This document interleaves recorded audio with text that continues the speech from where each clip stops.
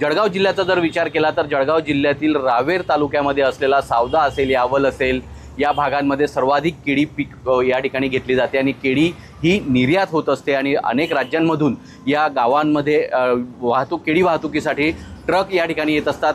मात्र डिझेल पुरवठा सुरळीत नसल्याने याच्यावरती खूप मोठं केळी निर्यातीवरती खूप मोठं संकट या ठिकाणी आल्याचं पाहायला मिळत आहे। यहाँ पे डीजल का प्रॉब्लम आ रहा है, डीजल नहीं मिल रहा है हम लोगों को। पिछले 17 तारीख से यहाँ पर हम खड़े हैं, आज 10-11 दिन हो गया खड़े हुए, डीजल नहीं मिल रहा है। और अगर डीजल मिल रहा है तो माल लोड कर लूँ, लोड करने के बाद में हमें टाइमिंग मिलता है कि 30 घंटे 25 घंटे में गाड़ी लगाना होता है। फिर यहाँ अगर डीजल मिलता है तो आगे जा कर के डीजल नहीं मिलता है। प्रॉब्लम यही आ रही है कि जो डीजल की जो संभावना चल रही है, हिसाब से हमको डीजल नहीं दिया जा रहा है।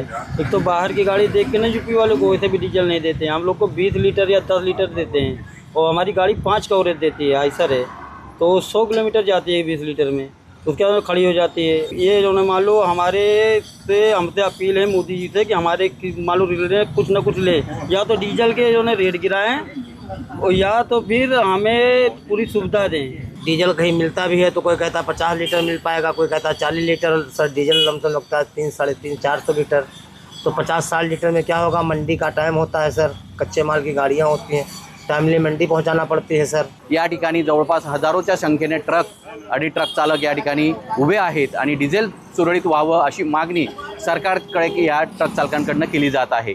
सुमित देशमुख, लोकशाही मराठी, जळगाव।